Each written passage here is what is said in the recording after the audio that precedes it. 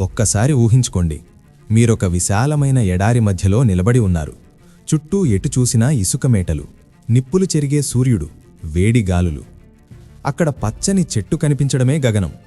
అలాంటి చోట ఎవరైనా వచ్చి ఇక్కడ మేము చేపలను పెంచుతున్నాం అని చెబితే మీరు నమ్ముతారా? ఖచ్చితంగా పిచ్చి పట్టిందా అని అడుగుతారు. ఎందుకంటే చేపలకు నీరు ప్రాణాధారం. ఎడారిలో చుక్కనీరు దొరకడమే కష్టం. కానీ ఇజ్రాయెల్ వంటి దేశాలు ఈ అసాధ్యాన్ని సుసాధ్యం చేసి చూపించాయి.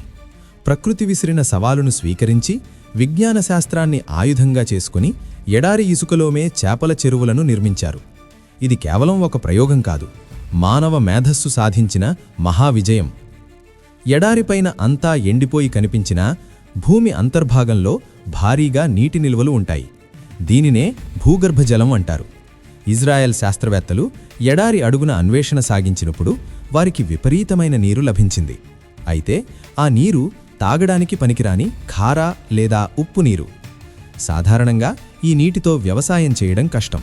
కానీ ఆశ్చర్యకరంగా ఈ ఉప్పు నీరు కొన్ని రకాల చేపల పెంపకానికి అద్భుతంగా పనికివస్తుందని వారు గుర్తించారు.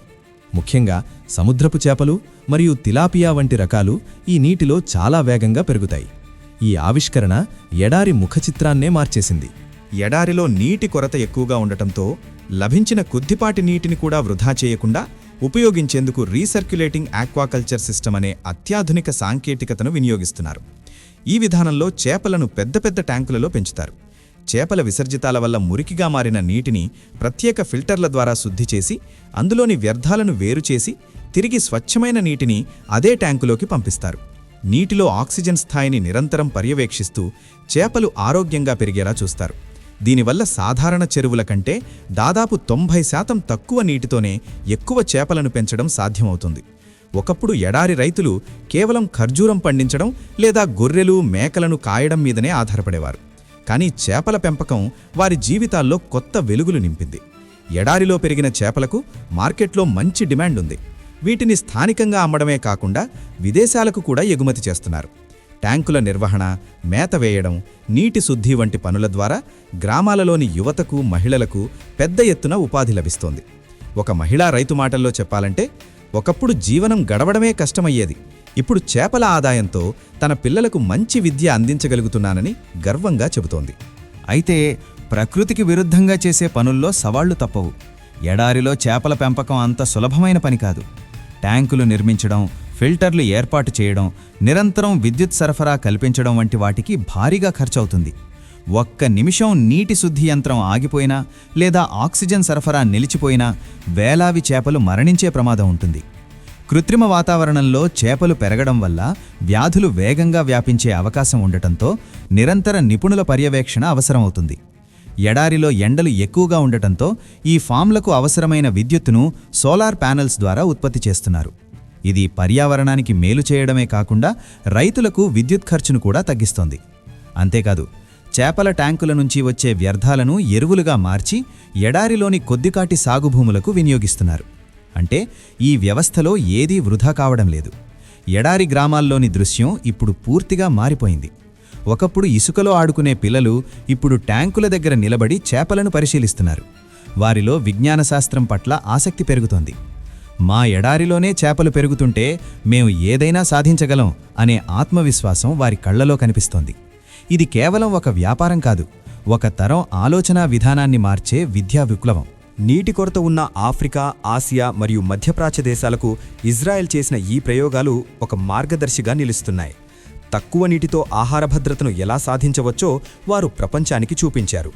భవిష్యత్తులో గ్లోబల్ వార్మింగ్ కారణంగా నీటి సమస్య మరింత తీవ్రమైతే ఈ డెజర్ట్ ఫిష్ ఫార్మింగ్ ప్రపంచానికి ఒక ప్రాణాధారంగా మారే అవకాశం ఉంది.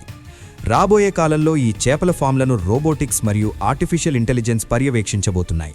చేపలకు ఎంత మేత వేయాలి, నీరు ఎప్పుడు మార్చాలి వంటి నిర్ణయాలను ఏఐ తీసుకుంటుంది. దీనివల్ల మానవ తప్పిదాలు తగ్గి ఉత్పత్తి రెట్టింపవుతుంది. తక్కువ ఖర్చుతో సామాన్య రైతు కూడా ఈ టెక్నాలజీని వినియోగించే రోజులు దగ్గరలోనే ఉన్నాయి. ఎడారిలో చేపల పెంపకం అనేది కేవలం టెక్నాలజీ విజయం మాత్రమే కాదు, అది మానవ పట్టుదలకు నిలువెత్తు నిదర్శనం. ఎక్కడైతే ఏమీ లేదని ప్రపంచం అనుకుంటుందో అక్కడే అద్భుతాలు సృష్టించవచ్చని ఈ కథ చెప్తోంది. కఠినమైన వాతావరణంలో కూడా నీలినీటి తరంగాల మధ్య చేపల ఛళాంగులు కనిపిస్తుంటే అది ఒక గొప్ప కవితలా అనిపిస్తుంది. ప్రకృతితో సమతుల్యతను కాపాడుకుంటూ విజ్ఞానాన్ని జోడించి ముందుకు సాగితే అసాధ్యమనే మాటకు చోటు ఉండదని ఈ డెజర్ట్ మిరాకిల్ మనకు నేర్పుతున్న పాఠం. ఒకప్పుడు ఎడారి గ్రామాలంటే కేవలం ఎండిపోయిన భూములు, గాలికి కొట్టుకుపోయే గుడారాలు మరియు ఒంటెల మందలే గుర్తుకు వచ్చేవి. కాని నేడు ఇజ్రాయెల్లోని నెగెవ్ వంటి ఎడారి ప్రాంతాలకు వెళ్తే ఆ దృశ్యం పూర్తిగా భిన్నంగా కనిపిస్తుంది. ఇసుక తిన్నెల మధ్య మెరిసే నీలిరంగు ట్యాంకులు దూరం నుంచి చూస్తే ఎడారిలో కనిపించే మృగతృష్ణలా అనిపిస్తాయి. కానీ దగ్గరకు వెళ్తే అవి ఆధునిక మానవుడు సృష్టించిన కృత్రిమ సరస్సులని అర్థమవుతుంది. ఈ మార్పు కేవలం భౌతికమైనది మాత్రమే కాదు, మానసికమైనది కూడా. ఎడారిలో ఏమీ పండదని నిరాశ చెందిన రైతులు ఇప్పుడు నీలి విప్లవం వైపు అడుగులు వేస్తున్నారు. ఈ చేపల పెంపకంలో వాడే రీసర్క్యులేటింగ్ ఆక్వాకల్చర్ సిస్టమ్ వెనుక అసలు రహస్యం బయోఫిల్టర్లు. చేపలు తినే మేతలోని ప్రోటీన్లు చివరకు అమోనియాగా మారతాయి. ఈ అమోనియా చేపలకు అత్యంత విషపూరితం. కానీ బయోఫిల్టర్లలో ఉండే కొన్ని రకాల మిత్ర బ్యాక్టీరియా ఈ హానికరమైన అమోనియాను నైట్రేట్లుగా మార్చేస్తాయి. ఈ నైట్రేట్లు మొక్కలకు ఎరువులా పనిచేస్తాయి. అంటే ఈ వ్యవస్థలో చేపలు, సూక్ష్మజీవులు పరస్పర ఆధారంతో సహజీవనం చేస్తాయి. ఇలాంటి సమతుల్య పర్యావరణాన్ని సృష్టించడం వల్లే ఎడారిలో ఒక్క చుక్క నీరు కూడా వృధా కాకుండా చేపలను పెంచడం సాధ్యమవుతోంది. సాధారణంగా ఎడారి వాతావరణం అంటే పగలు మండే ఎండ, రాత్రి కఠినమైన చలి. ఇది చేపల ఆరోగ్యానికి శాపం అనుకుంటారు చాలామంది. కానీ ఇజ్రాయెల్ శాస్త్రవేత్తలు దీనిని వరంగా మార్చుకున్నారు. ట్యాంకులపై ప్రత్యేకమైన ఇన్సులేషన్ షీట్లు వాడటం వల్ల బయట ఎంత వేడి ఉన్నా లోపల నీటి ఉష్ణోగ్రత స్థిరంగా ఉంటుంది. అంతేకాదు, ఎడారిలో సూర్యరశ్మి పుష్కలంగా లభించటంతో సోలార్ విద్యుత్ ఉత్పత్తి చేయడం సులభమైంది. ఈ విద్యుత్తుతోనే ఆక్సిజన్ పంపులు, వాటర్ ఫిల్టర్లు 24 గంటలు నిరంతరం పనిచేస్తున్నాయి. అంటే ఉచితంగా లభించే సూర్యశక్తితోనే చేపల పెంపకం జరుగుతోంది. ఈ మార్పు సామాజిక విప్లవానికి దారితీసింది, ముఖ్యంగా మహిళా సాధికారతకు. ఒకప్పుడు ఎడారి ప్రాంతాల్లో మహిళలకు ఉద్యోగ అవకాశాలు చాలా తక్కువగా ఉండేవి. కానీ చేపల పెంపకం రంగంలోకి అడుగుపెట్టిన తర్వాత వారి పాత్ర గణనీయంగా పెరిగింది. నీటి నాణ్యతా పరీక్షలు, ల్యాబ్ నిర్వహణ, మైక్రోస్కోప్ ద్వారా చేపల ఆరోగ్య పరిశీలన వంటి పనుల్లో మహిళలు అద్భుతంగా రాణిస్తున్నారు. అంతేకాదు, చేపల ప్యాకేజింగ్, మార్కెటింగ్, ఎగుమతుల పర్యవేక్షణ వంటి రంగాల్లో మహిళా పారిశ్రామికవేత్తలు ఎదుగుతున్నారు. ఇది కేవలం ఆదాయం మాత్రమే కాదు, వారి ఆత్మవిశ్వాసానికి కూడా బలమైంది. మేము ఇంటి పనులకే పరిమితం కాదు, ఎడారిని సాగు చేస్తున్న యోధులం అని వారు గర్వంగా చెబుతున్నారు. ఈ సాంకేతికత భారతదేశానికి కూడా ఎంతో అవసరం. రాజస్థాన్, గుజరాత్ వంటి రాష్ట్రాల్లో విశాలమైన ఎడారి ప్రాంతాలున్నాయి. ఇక్కడ కూడా భూగర్భంలో ఉప్పు నీరు లభ్యమవుతుంది. ముఖ్యంగా థార్ ఎడారిలో రైతులు ఇప్పటికీ వర్షాల మీదే ఆధారపడి జీవిస్తున్నారు. ఇజ్రాయెల్ తరహా హైటెక్ ఆక్వాకల్చర్ని ఇక్కడ అమలు చేస్తే భారత ఎడారుల్లో కూడా చేపల పంట పండించవచ్చు. చేపలలో ఉండే ప్రోటీన్లు, ఒమేగా-3 ఫ్యాటీ యాసిడ్లు పోషకాహార లోపాన్ని తగ్గించడంలో కీలక పాత్ర పోషిస్తాయి. ఇప్పటికే మన దేశం నీలి విప్లవానికి ప్రోత్సాహనిస్తున్నా ఈ ఆధునిక సాంకేతికత మరింత అవసరం. ఆర్థికంగా కూడా ఈ ఎడారి చేపల పెంపకం భారీ లాభాలనిస్తోంది. ఇక్కడ పెరిగే చేపలు సాధారణ చెరువుల్లో పెరిగే వాటికంటే నాణ్యమైనవిగా గుర్తింపు పొందాయి. నీరు నిరంతరం ఫిల్టర్ అవుతుండటంతో కాలుష్యానికి అవకాశముండదు.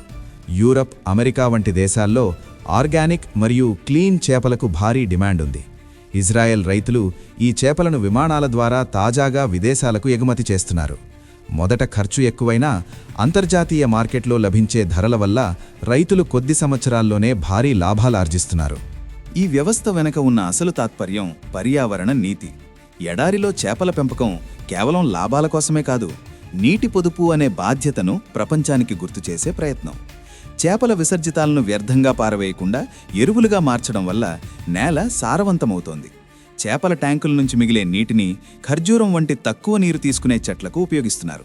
అంటే ఒకే చుక్క నీటితో చేపల్ని కూడా, చెట్లను కూడా పెంచుతున్నారు. భవిష్యత్తులో ఈ రంగం మరింత ఆధునికంగా మారబోతోంది. స్మార్ట్ ఫిష్ ఫార్మింగ్ అనే భావన ఇప్పటికే రూపుదిద్దుకుంటోంది. నీటిలోని pH స్థాయి, ఆక్సిజన్ శాతం, చేపల కదలికలను AI సెన్సార్లు గమనిస్తాయి. ఏ చిన్న సమస్య వచ్చినా వెంటనే రైటి మొబైల్కు అలర్ట్ వెళుతుంది. చేపలకు అవసరమైనంత ఆహారం మాత్రమే వేసే ఆటోమేటిక్ ఫీడింగ్ వ్యవస్థలు వాడటం వల్ల ఆహారం వృధా కాకుండా నీరు కూడా శుభ్రంగా ఉంటుంది. దీనివల్ల ఖర్చు తగ్గి ఉత్పత్తి పెరుగుతుంది. ఎడారిలో చేపల పెంపకం అనేది కేవలం ఒక వ్యాపారం కాదు, అది మానవ సంకల్పానికి నిదర్శనం. ప్రకృతి ఇక్కడ ఏమీ సాధ్యం కాదు అని చెప్పిన చోట మానవుడు ఇక్కడే అద్భుతాన్ని సృష్టిస్తాను అని నిరూపించాడు. ఇసుకగాలులు వీచే ప్రదేశంలో నీటి అలల్లో ఆడుతున్న చేపలు ఒక విషయం స్పష్టంగా చెబుతున్నాయి: నమ్మకం, కష్టం మరియు సరైన ఆలోచన ఉంటే ఎడారిలో కూడా నందనవనాన్ని సృష్టించవచ్చు. ఈ కథ మనందరికీ స్ఫూర్తినిచ్చే గొప్ప ఉదాహరణ.